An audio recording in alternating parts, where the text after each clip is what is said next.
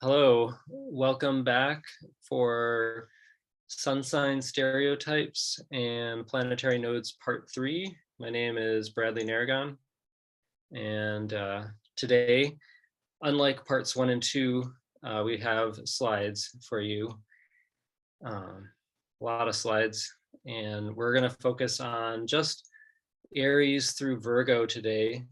And I'm going to do something a little different to get started here.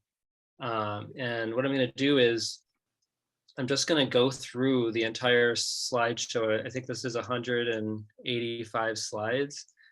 And what I want you to do is just kind of observe these planetary node positions. You're going to see, even though we're only going through half the year, you're going to see a pattern of movement. And I wouldn't worry about getting too analyzing and memorizing where things are. This is more just a practice. Like, for example, when you start drawing class and they make you draw standing up with your whole arm for 30 seconds, it's kind of like that. You just, so here it goes. So we're gonna, oops, let me see if I can get the, okay, there we go.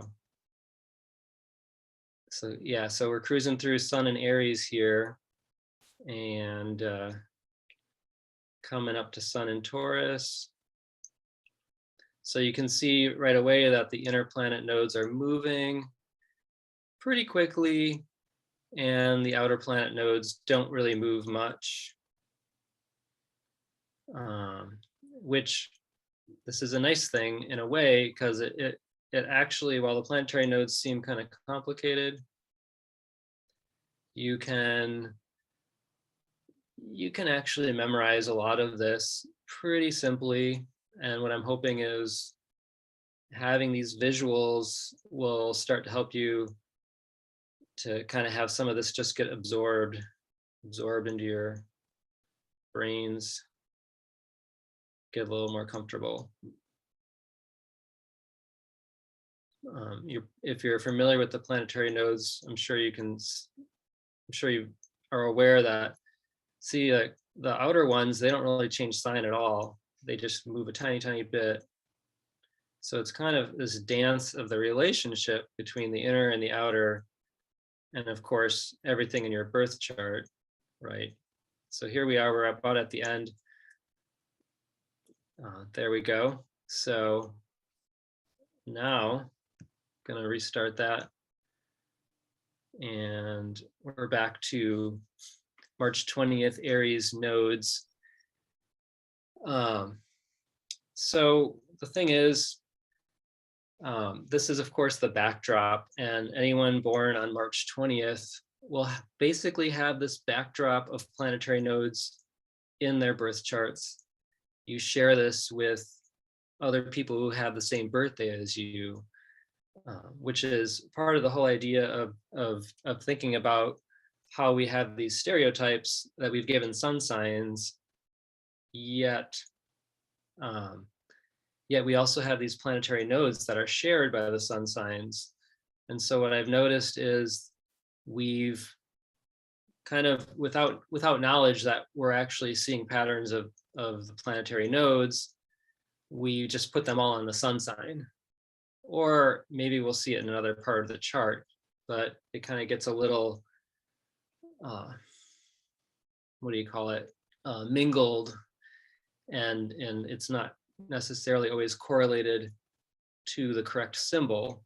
And so putting in these planetary nodes really it can be a lot of fun for your own chart, and it can give you that other background lens into what's going on. And of course, I probably said this in parts 1 and 2, but when you have a planet conjunct a planetary node, then of course it's going to be a lot more significant in your chart. Or for example, by synastry, maybe someone else's planet isn't on one of your natal planets, but they're on one of your planetary nodes. That might be a nice thing to know.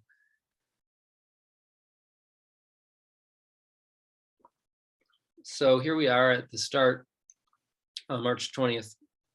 I was going to say, someone asked online today, they said, what does it mean when one of your planets is conjunct a planetary node? Is that like an eclipse?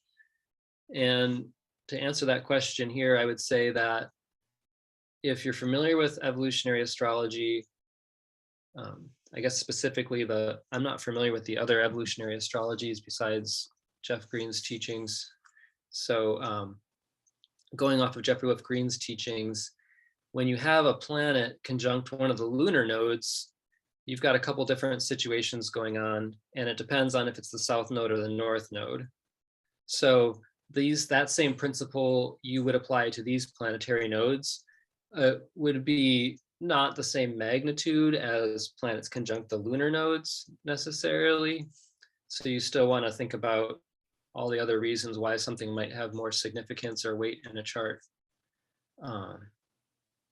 But if something, let's say somebody has Mercury and it's conjunct the south node of their Mercury, right? So clearly you've got the relive, resolve, and the fruition dynamics with that. So maybe there's something that they've done in the past with how they communicate their message, how they think, that they are just kind of, their brain is wired the same way again, right? So they think very similar to how they have for a long time. And maybe there's a reason why. Maybe it's also a gift. There's a fruition thing there, and at the same time, right? Usually it's a combo. There's also something to relive there. So something with communication is related to the past with the natal Mercury conjunct the south node of Mercury. Same is now if you have that natal Mercury conjunct the north node, it's kind of like you've already started evolving in that direction, and you're still heading that way. It's like when you have a planet conjunct the north node of the moon, you've already begun to develop in that north node. It's not unfamiliar territory, right? That's just a little kind of general taste of that. As we go through this, I'm gonna come through the slideshow and point out the significant alignments of the planetary nodes. I don't think I have time today to get into a lot of the details of interpretations of all of this, but I'm going to give a little bit here and there. We could definitely spend a lot more time just on what any of these mean. It's a lot of information, of course. You've got just the backdrop of the outer planet nodes is a whole topic that we didn't touch on in the first two. And I'm not necessarily going to get into it a lot here, just a little nibbles as the inner planets cross these outer planets. So you'll get to glean a little bit of that. So basically we start on March 20th here, and the first thing to notice that's pretty significant is we've got this conjunction of the north nodes of Venus and Mars down here. Like these outer planet conjunctions of Jupiter and Pluto, that's significant. It'd be a lot more significant if it was on an angle or a natal planet was conjuncted. So I'm not going to go into more detail on that right now. I do think that when you see this kind of thing, this is significant. So see this south node of Mars is at the last degree of Sagittarius here for these March 20th folk. And it's opposite the north node of Jupiter in Gemini. So when we get into that, coming from a Sag, evolving towards Gemini dynamic. And in this case, we've got, these two south nodes in Sag and two north nodes in Gemini. So also to look at that in the natal chart, we would really want to put it in a house. And the north node of Jupiter, well, it's only in Gemini for a little bit. Most of the year it's going to be in Cancer. So you're going to see that. You're going to see the north node of Jupiter move into Cancer really quick here. And one of the things I found interesting is as we go forward, see that down here, we've got these north nodes of Venus and Mars carry forward. So this is kind of one of my first points about Aries suns is, they've got the north nodes of Venus and Mars together in Taurus. And it's interesting because obviously Taurus could be, the turtle of the zodiac, the slowest sign, so to speak. It's much more grounded and, sure and steady, wins the race, and Aries is, fresh out of the gates. So it's interesting for an Aries sun to have these two north nodes in Taurus, right? So as much as they may be super fired up and ready to just go in their full Ariesness, especially if you've got other planets in the sign of Aries, inner planets, right? For example, also in Aries, you're still going to have these north nodes of Venus and Mars and Taurus. And so let's see. For most of them, going to move forward a bit here to the 31st. And on the 31st, we actually have this, the south node of Jupiter and Pluto reach this conjunction right at 19 degrees Capricorn. And I'm not going to get into that right now. Sorry to just tease you with that, what that means. That's just like so much. But we might get back to that. So we're moving up April 4th. We've got significance because we just had the south node of Venus go from Aquarius to Pisces. So we had a little sign shift there. And then as we move through Taurus, especially for the end of the Aries suns, watch the nodes of Mercury. So like right now, both the nodes of Mercury are in Aries, and then boom, once we get about April 15th, we just had the north node of Mercury also go into Taurus. Now we have all three of these nodes in Taurus. And in evolutionary astrology, Taurus is a sign that is associated with survival as the first thing, right? And as an extension of that, there's themes of self-sufficiency and self-reliance, as well as self-valuing and self-worth. So these are really strong themes to evolve for Aries suns. And I think that's where, is in terms of the stereotype of Aries kind of being a lone wolf, the nodes in Taurus, the north nodes, these north nodes in Taurus support that, I would say. That it is in a lot of ways about them developing their relationship with themselves. And of course, Aries is this process of self-discovery of who we are. And with these nodes in Taurus, to me, it's speaking to get deeper, to really root into who they are and become established in oneself. So we're moving on here. Yeah, and the north node of Jupiter has moved into Cancer. We now have these three outer planet nodes in Cancer. And we've got now these three in Taurus. So it's pretty interesting to see how much that Taurus Cancer is symbolized in the evolutionary path here for Aries suns. And we're gonna scooch into Taurus season. Taurus seasons does start with the trinity of these north nodes, which is very visually obvious here. Now notice if we go up to Sag, we can see that the south node of Mars is swinging over towards Uranus, and we've got this conjunction of the south node of Mars and Uranus. And I find this a really interesting symbol, and it happens twice during the year. It repeats.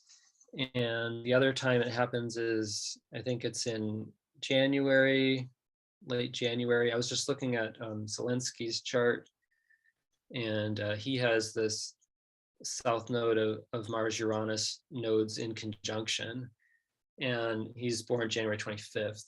The interesting thing about it in his chart is it's conjunct his natal Neptune in the 6th house. And I was thinking about that yesterday, and I was like, wow, what a symbol that correlate. Okay, first, in evolutionary astrology, Neptune is in the chart is going to represent what holds ultimate meaning in consciousness, in the psyche, right? And in the sixth house, to be of service. So to be a leader, he's got that Leo moon, right? To identify with being a leader, but then having Neptune in the sixth house to be a humble leader and to be of service. But then to see that that Neptune is conjunct the south nodes of Mars and Uranus. I mean, to me, Mars and Uranus is really the duo together is like a freedom fighter, right? Fighting for freedom. And because it's the south nodes, I mean, it's kind of like saying it's not really his first time at the rodeo here. He's done this before as far as past lives of fighting for one's freedom. And with that Neptune there, it holds a lot of meaning. So that was really fascinating to see that. A little detour from Taurus Sunland. Sorry about that. But you can see how you can easily start to make connections with this, right? So, and that's the exciting part. So as we move forward in Taurus, on April 23rd and 22nd, we can see that those nodes of Mars and Uranus reach an exactitude. So anyone with an early Taurus sun is coming from that south node of Mars Uranus conjunction. And it's something to think about in terms of where they're coming from, and what does it mean for them to the desire to be free? In what ways does that express now? And is there anything in their chart that's conjunct that conjunction to really bring it to light, right? And of course, I mean, for a Taurus sun to have all the personal planet north nodes in the sign of Taurus, it's interesting because you don't see this on a lot of the sun signs, where it's just like this huge emphasis on, yes, the sign that you're in is the archetype to be evolving, right? And it's so emphasized, especially in early Tauruses. As we move ahead here, going to stop on April 29th. We've got the south node of Mercury. It's entered the picture into Taurus. So if we bounce back here, I'm going to go back a few and then move forward a few now. So now watch the south node of Mercury. There we are, right? Watch the speed that it's moving. It's moving faster than any of the nodes right now. It's cruising. And that's a whole nother topic of the relation of the speeds. But basically, if you're familiar with, so just for example, when we say that Venus is conjunct the sun, there's this inferior or the superior conjunction. Is from Earth, and then here's the sun. Is Venus between Earth and the sun, or is Venus way on the other side, right? And then her rate of speed is relative to that position. Is she on the inner track or the outer track? And that's how we can differentiate that the south node of Mercury that's moving really fast is on the inner track of that orbit of Mercury, and then the north node is on the far side.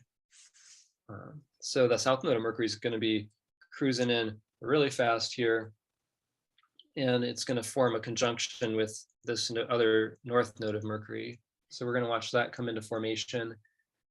And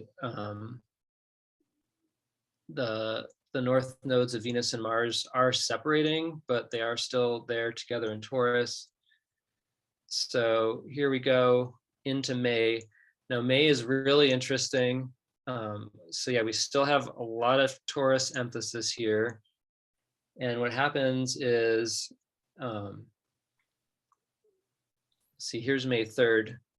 Now, that south node of Mars that was on Uranus up here is going pretty quick. And just for reference, the south node of Mars, it swings from here down to here and back. Like that's all it travels each year. It does this swing between here. And you're going to see the same thing with the north node of Mars is going to swing from 3 Cancer back over into Aries and does a swing like this. So once you kind of get down the nodes of Mars swing, you can easily start memorizing where people's Mars nodes are by sun sign. It kind of seems like a lot, but it's not really that much to get used to. As we hit the May 4th, that we have a south node of Mars has switched into Scorpio.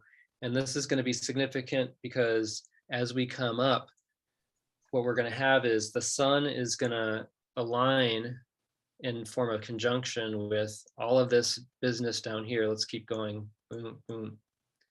They're converging. They're that May 9th. That is the center of this. So we've got the nodes of Mercury are in a conjunction with the north node of Mars and and the sun is right there. And all of this is opposite that south node of Mars in Scorpio. So that's a lot to chew on just there. And just to throw out one little thing about that, I mean, you think about how much that represents doing Taurus for a Taurus sun to have that signature, but we may not have been thinking of that. They're also coming from a scorpionic place relative to that south node of Mars. And so it gives you a chance to say, well, how does that express? What house is that south node of Mars in? What is it like when they're doing that south node of Mars piece? And what's the opposite of that look like when they're doing their sun, north node of Mars, Taurus, right? So it gives you some really good questions to look for how the archetypes are expressing. You don't have to have the answers, but this gives you the questions. So we're moving on. And on the 11th here, we've got this north node of Saturn and Pluto in Cancer form a conjunction. And I'll speak to these nodes just briefly because in evolutionary astrology, we talk about this Capricorn Cancer axis a lot. And part of the reason that it holds so much weight is that we have Saturn and Pluto and Jupiter for most of the year in their nodes in Capricorn Cancer, right? And all 3 of the south nodes are Capricorn, except for when the south node of Jupiter is in Sag for a second. And then on the other end, most of the year, all of them, the north nodes are in Cancer. So this is really a larger collective evolutionary symbol. And one of the things I like to say about it is what actually is social security. Jupiter and Saturn, of course, are the social planets. Cancer correlates to security. We are living in a world where a lot of people can't really walk out their door and feel secure and safe. And I would say that's exactly what these north nodes are telling us to do, is like, this is what you want to evolve society. Pluto, right? You want to evolve the structure, social structure, the institutional structures of society. You do that in a way so that they're nurturing, so that you actually create true social security. And in this case, the shadow, the negative expression of all these Capricorn south nodes, of course, is it's patriarchal culture, it's dominance and control of life and nature, it's unhealthy authoritarianism, dictator, so there's a lot there, and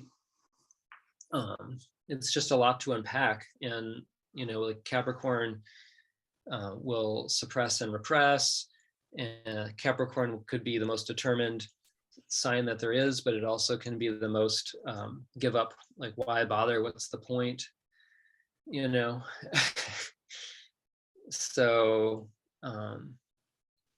So that's just a little on those nodes. So if you're born on May 11th or even anywhere near there, and you've got these planets in Cancer conjunct these nodes, you might be part of this larger cultural evolution, a really key, um, you know, person to help the larger movement of evolving culture. And I, I don't have chart examples with me, but I've seen it show up, and it's really fascinating. And it definitely shows up a lot, where a lot of the people that are evolving culture in a lot of beautiful, gorgeous ways are going to have planets conjunct some of these Cancer North nodes. Uh, so, um, so yeah, the sun at May 12th, the sun's still right here in this crazy conjunction, but you can tell that the south node of Mercury is cruising fast, and 1, 2, 3, 4, woo, it's already in Gemini, cruised on. And let's see, almost through Taurus. We've got on the 18th and 19th, that south node of Mercury is conjunct the north node of Venus in Gemini. It's kind of an interesting flavor there. I don't have that in my chart by any means, but I would wonder what that's like to have that. And if you're familiar with the archetypes of Mercury and Venus and in the sign of Gemini, you can just play with this. You can ask, like, what would it mean that we're coming from this south node of Mercury Gemini? Well, we've got a little bit of an idea of how the mind might be like and the method of communication and level of curiosity, but then to have that north node of Venus there, it almost suggests that the mind was really active and inquisitive, but perhaps there wasn't as much sharing with other people, dialogue with others. You don't really know. So it raises these questions, and then you need to learn about the person in their life and correlate, right? I mean, it means something. What does it correlate to? So May 20th, we got Gemini sun time here. And remember I was saying that this south node of Mars is moving pretty quick. By May 22nd, south node of Mars has swung into Libra. Notice we've got that south node of Mercury is past Venus, and we're heading towards the north node of Uranus. And I'm going to talk about the north node of Uranus in just a minute. 23rd and 24th, we actually see that south node of Mercury conjunct the north node of Uranus. The north node of Uranus is a very highlighted place in the zodiac in terms of evolution of humanity. And I'm going to try to convince you of that if you haven't seen that yet in just a minute. But we're not there yet. Let's see. 25th, we've got that north node of Mercury just went into Gemini down here. So the thing I'll say about the sun in Gemini relative to what we just saw with the sun in Aries and Taurus, there are a lot of different nodal positions for Gemini suns. It's not just like all Gemini suns have a huge emphasis of this. It's kind of like all over the board. You really got to look at, well, when was that Gemini born? Because the signature is changing really fast at this time of year. And so you can see that the south node of Mercury is that conjunction to Uranus. It's cruising on. Let's see, 26, 28. And we come to the May 30th. One thing I wanted to point out, and we're going to start seeing this more, like right now, the south node of Mars here, that's at 20 Libra, that's squaring this conjunction of the north node of Saturn and Pluto in Cancer. One of the ways that you could start to work with that and think about it, besides, of course, looking at the houses it falls in, is, if you're coming from a south node of Mars in Libra, there's this older desire to really just want to connect, have relationship. And of course, Cancer is emotional security within oneself, not dependent on someone else, reaffirming and supporting you.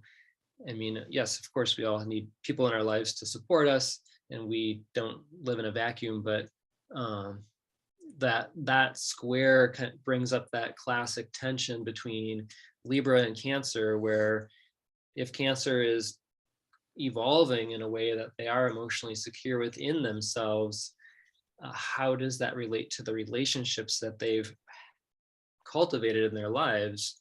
And if you've got that south node of Mars in Libra, there can be an impulse to seek relationship, right? And because it's in an exact square, it accentuates that tension between, what am I doing when I'm pulling for relationship? What is that instinct or need, and how does that relate to me being secure in who I am without needing social commentary on it, approval, or whatever you want to call it, right? So we're moving into June. Here on June, we've got, this is a really interesting, this North Node of Venus and Uranus conjunction in Gemini. And at the same time, we've got this late conjunction in Taurus with the North Node of Mars and the South Node of Venus. Gosh, there's a lot to say right there. But I wanted to get into this conjunction because also on June 4th, let's just go forward June 4th. On June 4th, the sun is right here with these two north nodes in a conjunction. So that day really highlights that point. And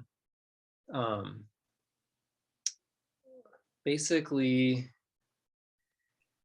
the heliocentric north nodes, which this is of the geocentric north nodes, which I have emphasized by putting Earth in the center.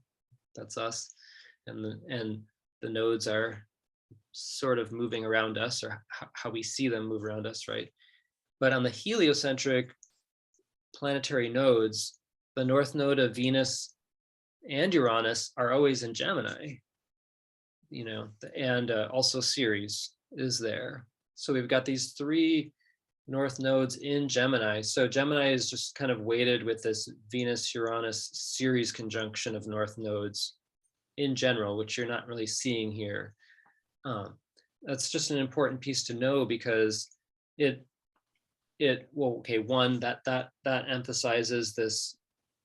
Okay, we've got basically this emphasis of Cancer, and then we've got this emphasis of Gemini in terms of the bigger picture of North Node emphasis for humanity. The other thing is that if you study the outer planet cycles, the Neptune-Pluto cycles, in 1398, the first Neptune-Pluto conjunction happened in Gemini, where they had been for a couple thousand years or something in Taurus, right? But then we had a Neptune-Pluto conjunction at 2-3 Gemini, and then we had a Neptune-Pluto conjunction at 8 or 9 Gemini in 1892 and 1893. And the next, which is still a little under 400 years away, the next Neptune-Pluto conjunction is going to be around here on this north node of Uranus, and the heliocentric north nodes of Venus and Ceres are in vicinity. So all that to say, so here's a story that is interesting. I mean, if you think of like freedom of information, I think of Uranus and Gemini. I think of instant communication, I think Uranus and Gemini. And if you look at the technology that evolved with not just in 1893, but even like the generation that came after that, we accelerated so much in the world through that.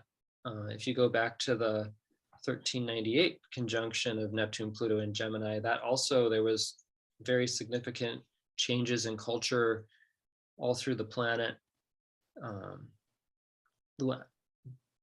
Movable type and printing press was in use in China and parts of Asia before Gutenberg, but then it really expanded globally how many books were being printed and how all over the planet, further, and that has evolved society too. So all that to say that there's certain acceleration of information, and in the digital age that we're in now, this symbol of Uranus, North Node in Gemini, I think of it a lot, and I wonder, because it is the North Node of Uranus, is like, okay, is that the direction that we're supposed to be evolving? What does that mean? And all that to segue into, I want to go back to 2020 on May 26, 2020, following murder of George Floyd. Black Lives Matter protests really kicked off across the United States and all over the planet even. And if you remember the astrology of 2020, what did we have? We had a very interesting Venus retrograde period in the sign of Gemini. Venus actually goes over this point 3 times, I believe, that spring. So that's really interesting, right? And let's see. Yeah, at the time on May 26th of 2020, Venus was retrograde at 18 degrees Gemini, basically hanging out right there. And I say that also because in 2022, this year coming up, we've got Mars doing a similar retrograde dance through Gemini. Not going to pull that up right now, but check that out in terms of these nodes. And obviously, I'm saying all this to highlight the larger collective evolutionary significance of this part of the zodiac, and then giving you a chance to kind of tie together why a Mars retrograde in Gemini is maybe a little more significant than we thought it would be. And of course, because it is following at 2.5 years after this Venus retrograde in Gemini, those two periods are going to connect. What's going to happen? I don't know, but it could be significant. Let's just say that. And all this on the precursor of Pluto about to go into Aquarius. So power to the people, Pluto going into Aquarius, movement of the people, a revolution. We're living in some pretty wild times, and 2022 looks to be like a wild ride. So we'll see.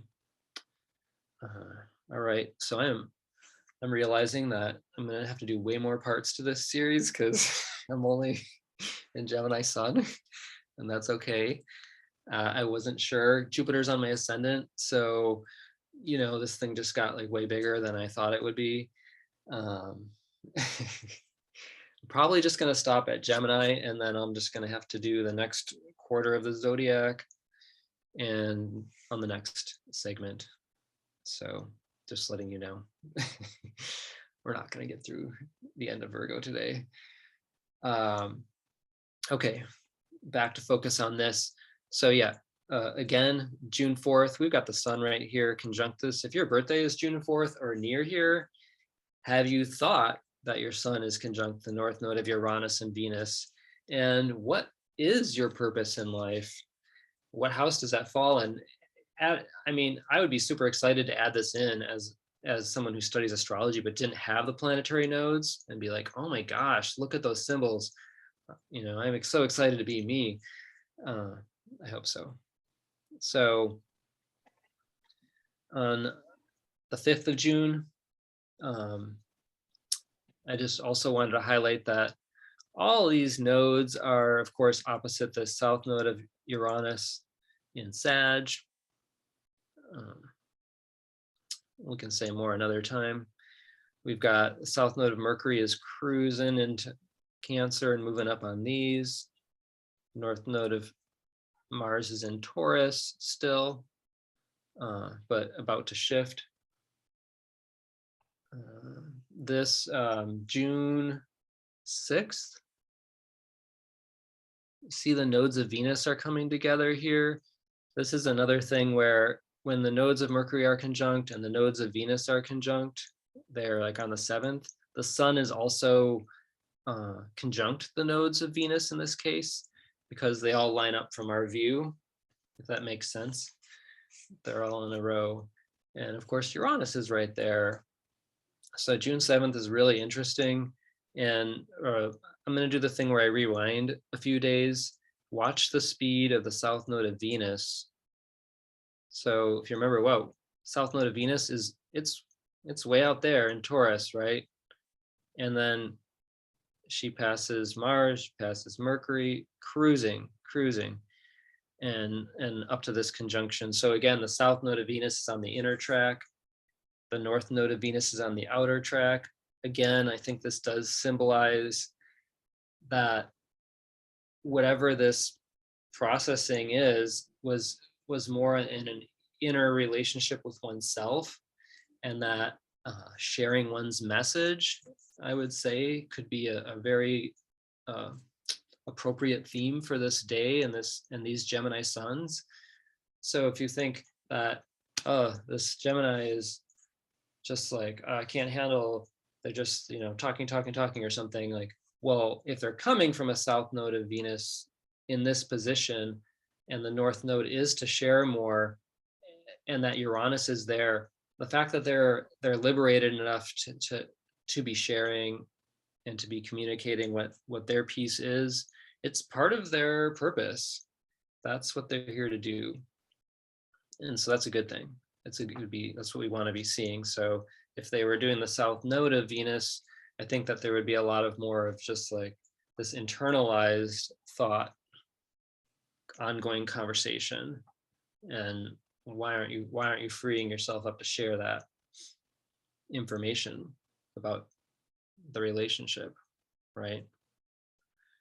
And in this regard, you could probably get into the Gemini archetype of Gemini has a stereotype of being two-faced. If you see this Venus conjunction, it suggests a little bit of this inner world dialogue and the outer world dialogue that they're going through. And do those align? I mean, we don't need to share all of our inner conversations with people, of course, but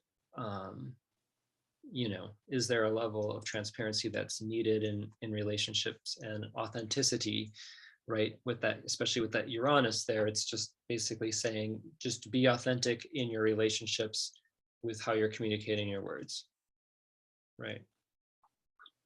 Okay. Let's see. I'm gonna go just a little more here and probably wrap it up for today. We've got, so on June 8th, let's see what's happening. There's a lot happening. South node of Mercury has now reached the north node of Jupiter.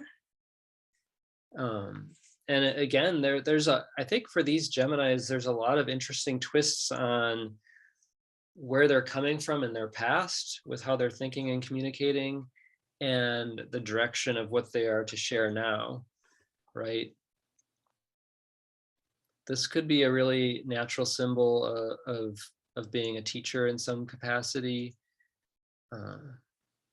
It makes you wonder, actually, to have a south node of Mercury in Cancer, and do you think of Geminis as being shy? Maybe they are in certain ways that we haven't actually realized, because they're good at distracting from that with other things, perhaps, or if if they're doing this in North Node of Venus, Uranus, they've liberated themselves and they're sharing a lot more freely.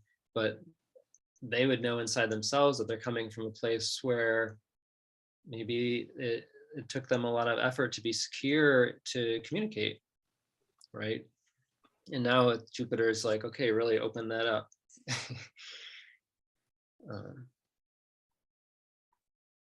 And yeah, there's a lot more to that symbol, of course. On June 10th, I just wanted to point out that the sun is still conjunct the North Node of Venus. So we do have a longer period of time here for Geminis with their sun conjunct the North Node of Venus. And then on the 11th,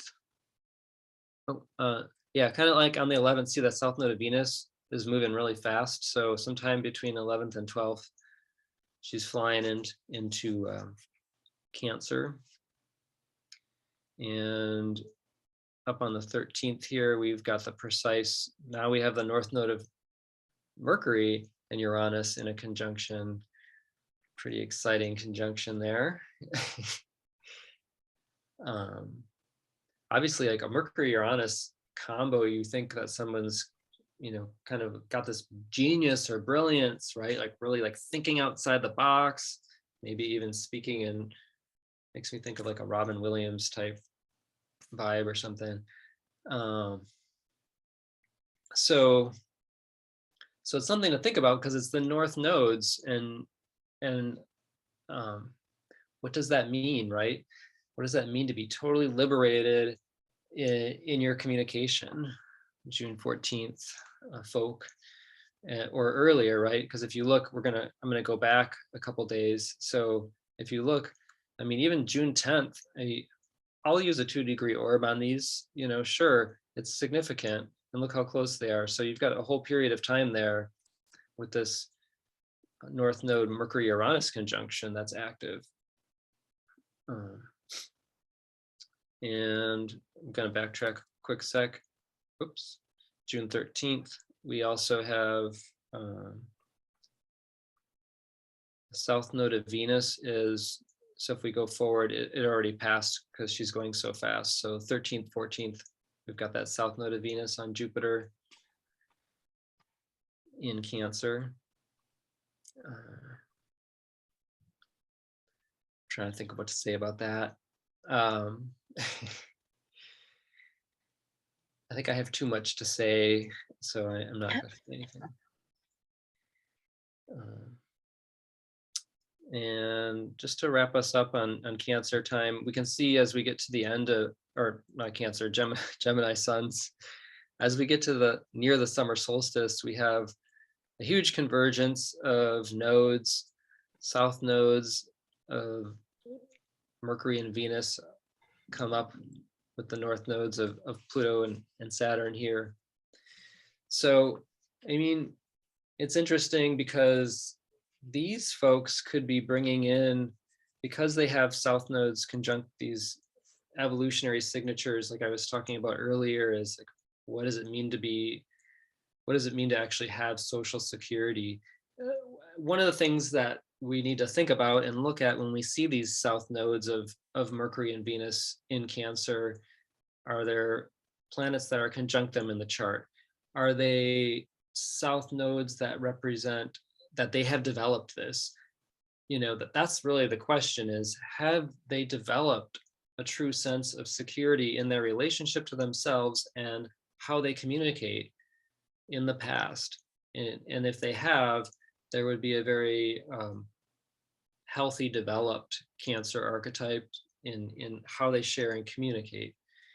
It's a very interesting symbol. And then to have that conjunct these north nodes of Saturn and Pluto, it's basically would be saying that they were born with this developed sense of empathy, communicating with emotional intelligence, a healthy sense of what it means to be secure. And then just by being who they are, they have this potential to be catalysts for the change and evolution of social structures. So it's a lot to think about. And as we get June 18th, June 19th, that whole, you can see the 18th is probably the most intense cluster there, 19th. So these late Gemini suns really, it's pretty interesting. And you can see, I mean, this is all, you've got the north nodes of Mercury, Venus, Mars, all hanging out in Gemini with Uranus there. So quite fascinating. Do it my time check. We're almost at an hour. I think just for the sake of simplicity, stopping at a quarter is going to be pretty good. But one thing I want to do here before we go is go in retrograde. I'm just going backwards through. Just give you a chance one more time to watch the movement if you want. Sometimes I find it helpful to pick different things to focus on.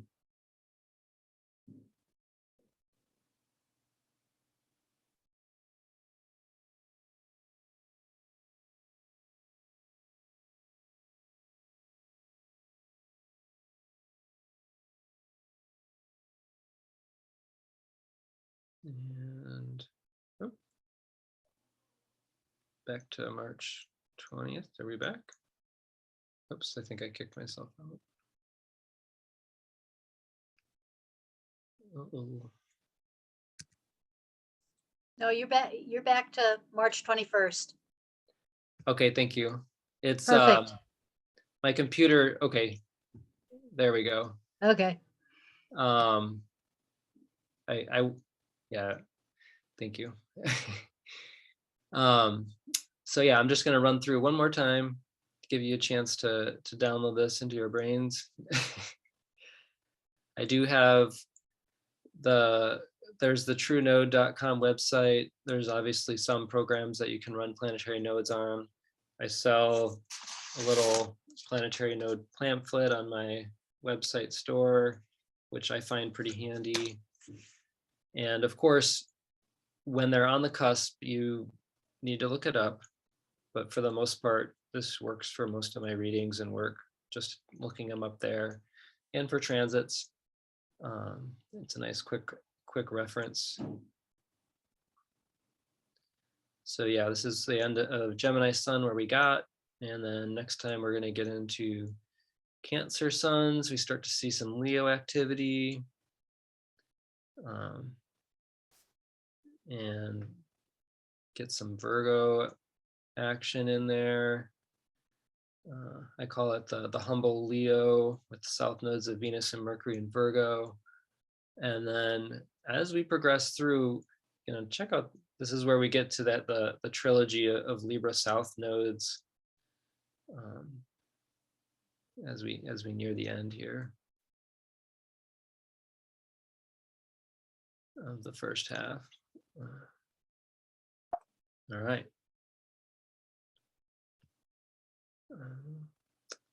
So that's all I got for today. Wow. I am flabbergasted. I mean, I had high expectations and you have exceeded them. This is just Oh my. awesome, Bradley. I mean, I'm speechless. Opens a whole new dimension to looking at the chart. Really? I find it quite interesting that some of the inner planets can have their north and south node conjunct. Mm-hmm. Yeah, and that's where I was really, I did like years ago, I think I had it on the message board, and then I did a talk on it at the Evolutionary Astrology Conference, but really kind of got into it of like, what does it mean that these north node and south node is conjunct, and that one is moving inner and one's on the outer track. And to me, actually, it if you look at the rulership in evolutionary astrology, we've only got two signs that have or two planets that rule two signs, right? We've got Mercury and Venus. And right. When you study the planetary nodes, those are the only two ones that the nodes can be conjunct. Interesting. there's a certain flavor of the inner and the yin and yang expressions of those archetypes, right? Right. Inner, outer. So that there's all those elements to tie into it as you get into it. Yeah. Could be another meeting. Yeah. Let's see. If this was 3, 4, 5, 6, I'd maybe do like 7. And then. We won't put a limit. Well, I can sign up for the next one sooner than later since I'm ready to do the next one. But Awesome. That would be awesome. We definitely look forward to it. I mean, this is just so much food for thought, and just it's like Robin said, it's just a new way of looking at the chart. Yeah.